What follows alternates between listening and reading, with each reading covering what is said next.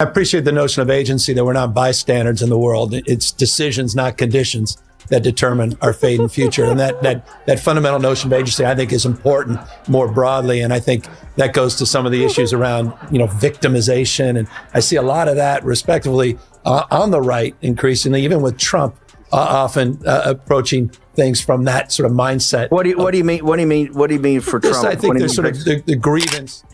What I saw. Yeah. What it looked to me like he was negotiating with the deaf. Political tension finally boiled over, and Gavin Newsom didn't simply respond. He visibly lost his composure. It all began when Tyrus unexpectedly triggered a moment no one anticipated. What followed was a wave of backlash, a frantic attempt to regain control, and a reaction sharp enough to stun everyone watching. Just when it seemed political drama had peaked, this moment veered into something far more intense. The situation escalated fast, keeping viewers locked in and asking one pressing question. Where does this go from here? Stay tuned, because this turn was easily the most startling yet. Well, it's not his words when he speaks. Yeah. You have to watch him closely. And some genius decided not to film him any lower than the shoulder. Yes, did you? Yes. So what did he do? You couldn't see the hands. No, but he sent Morse code. Yes. Go back and watch it. Look at the blinking. Blink, look. Meet me at the house. Like, he's blinking. He's sending, I'm getting there. Hey, just so you know, I'm not. The moment he walked into the room, everything felt off. Order gave way to disruption. Carefully arranged talking points scattered, composure slipped, and the familiar rhythm of political performance suddenly unraveled. In seconds, the usual routine of polished delivery and predictable outrage veered completely off course, catching everyone off guard. Gavin Newsom he just all around sucks. Yeah. He's just, you gotta be good at something. Yeah. You gotta be good at something. You gotta, What is there's clearly not one the governor thing ain't his thing. Yeah. Telling the truth is tough. So maybe he was gonna be a good comedian, because that's what happens to a lot of people. Acting doesn't work out, then they go into politics, and he's like, hey, I'll be a comedian. Turns out, sucks at that too. So I don't know. Maybe try carpentry. I don't know. Before we go further, make sure to like the video and subscribe. You won't want to miss what unfolds next. Moments later, Tyrus delivered remarks so pointed and direct that they seemed to short-circuit California's political narrative in real time. In an instant, Newsom no longer controlled the image he worked so carefully to maintain. The situation began spiraling faster than anyone could contain it. Want some of this? Then you do some of this, and I'll do some of that back to you, and then we'll do this, and then I'll pay you, and then we'll do it again. True. And then she kept saying, no. Okay, how about this? You do this one first, then we do this one, then we give a little back and forth. He found himself facing a surge of attention, reaction, and scrutiny that escalated from manageable to overwhelming almost immediately. What made this moment notable wasn't that uncomfortable issues surfaced. That happens daily in politics. Full of isn't it? I'm sorry, I'm confused. He's still governor, right? Yes. Yeah. So he could do something about it. That's the most irritating thing, is like, why did anyone say with a follow-up where he's like, the homeless situation is ridiculous? Follow-up question, aren't you governor? Yeah. Like, that's the difference. That's the difference between the radical left and President Trump. He'll talk about something as... What truly stood out was watching someone known for tight message control lose hold of the narrative just long enough for raw frustration to break through the public-facing polish. It wasn't refined or subtle.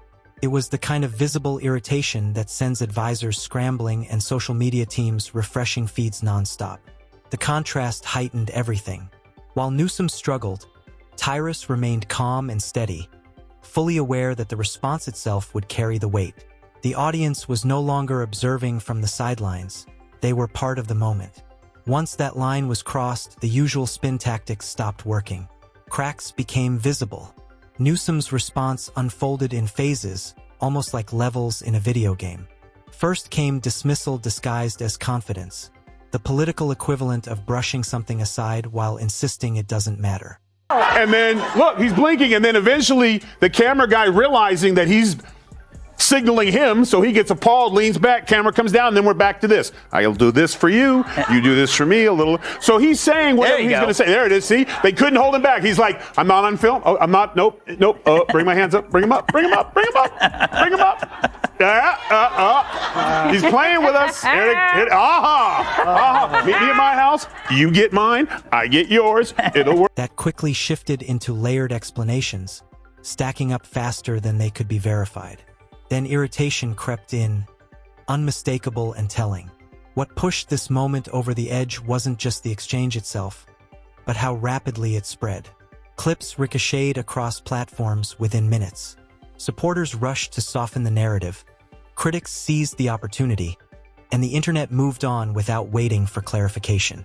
It was no longer about solutions. It had become spectacle. Body language told the rest of the story. A tightened jaw, restless movement, eyes darting just a bit too quickly. No insider analysis was needed. The posture, pacing, and tone said it all. This didn't feel like leadership. Felt like containment. Gestures matched the words coming out of his mouth. Right. Yes, If the president was like, we want peace in the Middle East, Yeah. you know what I'm saying? You would be like, Right, and like, yeah. That's it. That it is. It's the contrast. yeah, like It's Gavin, his hands are aggressive. You know, Yeah. we've had a lot of theories. One, it was a bad negotiation with a deaf hooker. You know, now he doesn't want to pay for, you know, Do you have a problem with deaf hookers? he does because There's always something revealing about watching a seasoned political figure forced out of script mode and into reaction mode. Script mode is safe and rehearsed, carefully crafted to appeal broadly and offend minimally. Reaction mode is different. It's instinctive, and instinct under pressure rarely flatters. Tyrus didn't need to escalate, the exposure itself did the work. Years of curated messaging suddenly had to adapt on the fly. Commentary channels went into overdrive. Supporters rushed in with damage control explanations, assuring everyone it wasn't as serious as it looked. Critics, meanwhile, documented every second, treating the moment like evidence. And hovering over it all was Newsom's reaction, replayed endlessly. Each new defense only amplified the original outburst. days later, Sure of everybody. 99%, no one's crossed. They're standing at the border like, you go. No, that you go. Like, no one wants to go. Newsom goes down there and says, oh, there's a problem. This is what we saw this in New York when he put, what's his name, that Blasio, the guy you really hate? When Bill de Blasio. He put his wife in charge of the homeless, and there's $50 million still missing? Yeah. So this is another one of the left's money schemes where the guy who's in charge is saying, we need help, we need to figure out a way to do this. So they're going to make a committee. They already have bubonic plague in California. I remember Dr. Drew was going, there's bubonic plague back in California. That's one of the harsh realities of modern media. Once an emotional response is public, every attempt to soften it only reminds people it happened. The irony is that politicians work endlessly to project composure, yet the moments that define them most are when that composure slips. Strategists debated whether to press forward or recalibrate. Social media teams refreshed dashboards at record speed. Somewhere, crisis statements were drafted, scrapped, and rewritten. But the internet doesn't pause. While professionals planned, the audience reacted. Memes appeared almost instantly. Clips were slowed, remixed, and frozen into screenshots that would outlive any official clarification. And once reactions go public, follow-up questions inevitably follow, bringing deeper scrutiny and more instability.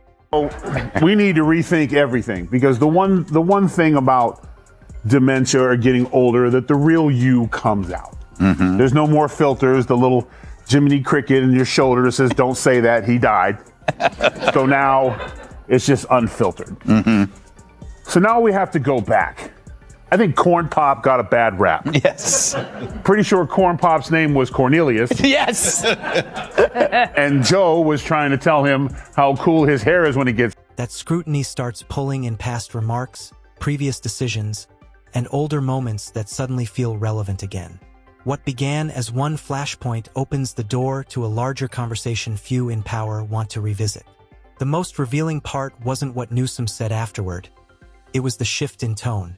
The sharp edges dulled slightly, but the initial jolt lingered. For years, Newsom has mastered controlling narratives before critics gain traction.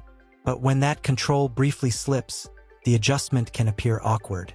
Performance muscles suddenly have to absorb impact. And impact is exactly what the audience responded to.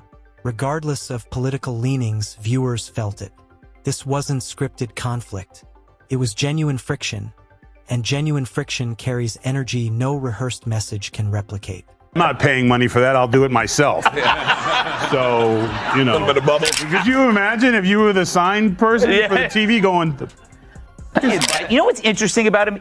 I have maintained that Gavin Newsom has the easiest job of all politicians because California is a beautiful state. Yeah. At its baseline, people will stay there for the weather and the scenic elements. So they'll put up with anything, and they'll put up even with a governor. Tyrus didn't need to add anything further.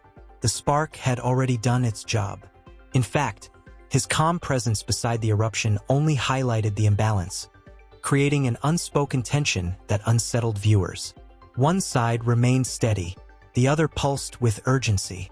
The aftermath followed a familiar pattern. Hashtags surged and faded.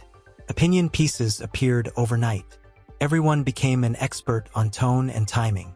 But some moments linger, not because they're loud, but because they reveal something real. Strategically, the outburst likely cost more than it gained. Intensity rarely persuades skeptics or reassures undecided audiences. What it does reveal is pressure, and that pressure was visible to everyone. I will not bring my kids back to my neighborhood because I don't feel like walking through, as you affectionately call, hobos, drug addicts and pedophiles and criminals who hide there because it's a great place to hide and commit crimes. So he could do something. He doesn't want to do something. He's just saying to see if American people are stupid enough to fall for his. Yeah, you know what we used to call, gotta move on. Once pressure becomes apparent, critics stop debating ideas and start questioning stability. In the days that followed, the shifts were subtle but noticeable. Messaging softened. Emphasis changed. Certain positions quietly receded. Nothing was announced outright, but attentive viewers could see the adjustments. At the center of it all was an uncomfortable truth rarely acknowledged in polished political discourse. Power dislikes public exposure. It tolerates challenge in structured environments, but emotional exposure feels personal. And personal moments provoke personal reactions. Newsom's eruption wasn't solely about the exchange itself. It was about the breach. The carefully maintained barrier between image and unpredictability cracked just enough for people to notice. And once an audience glimpses behind the curtain, the impression tends to stick. No, he would not do that. He would not do that because that's just straight up honest racism. That's no. That's remember, he did that. He did that. He about would do it in a way where he would tell a story about the founding fathers and how they built this country so when immigrants could come from India and build 7-Elevens. Yes, so that's what he would do. And hand him Slurpees in the summertime. Yes. Overpriced, of course. That's how he'll do it. And he'll say, and then he'll tell. In time, the political system will likely absorb this moment the way it absorbs most things, through distraction and the arrival of new controversies. But in the short term, the impact was undeniable. The conversation shifted. The posture changed. Confidence wavered. For viewers, it wasn't about determining who was right or wrong. It was about who looked unsettled. In public perception, appearing shaken often carries more weight than being incorrect. As time passes, the moment will resurface casually, in clips, jokes, and knowing references. Some will frame it as strategic. Most will simply remember witnessing composure give way to irritation in real time. No explanation afterward fully erases that first impression. You're lying and I can't do that. Well, since you can't lie, what tequila were you nursing while the Pacific Palisades burned? And what was it like banging your campaign manager's wife? Of course, he's just waiting for us to forget that his state looks like an overturned porta potty. So what their problem is not that what he says is that anyone from any walk of life understands his message. And that's scary. And that impression won't be formally acknowledged, but it will be remembered. Exposure doesn't need volume to resonate. Sometimes a single reaction is enough. In this case, the reaction spoke clearly. It revealed pressure beneath the surface. The balance between image and reality tipped just enough for everyone to see. The irony is that politics thrives on performance. Yet the moments that endure are almost always unscripted. This wasn't just about one outburst. It was a reminder audiences never forget. Beneath every polished statement is a human response, waiting for the wrong moment to surface. And once it does, no amount of messaging can fully contain it. And then look at the audience and be like, what? Yeah. What did I say here? No one likes him in his family. Because at some point, if you had any love from anybody, they'd be enough. If he was a boxer, you hug him, you put the towel over his head and be like, we're going home, man. Yeah. We're going home. We're done here. But Yeah. he couldn't even read LL. Yeah. Can I add something very quickly here? Obviously, Newsom is jockeying for presidential position because he has agreed to debate Ron DeSantis on this network. Yeah. From now on, every display of calm will be quietly measured against that brief moment of frustration. Every carefully shaped message will carry a faint echo of what slipped through, like a fine crack beneath fresh paint, mostly hidden but never fully gone. The news cycle will move on, it always does. But memory doesn't work that way. Clings to moments, not statistics, to contrasts between control and loss of it. Over time, that contrast sharpens, becoming an unspoken benchmark. Long after headlines fade, the clip will continue circulating in quiet corners of the internet, resurfacing whenever authority and pressure collide again. That's the true aftermath of a moment like this. Not the noise when it happens, but the lasting reminder that control, no matter how carefully built, is always one unexpected spark away from slipping.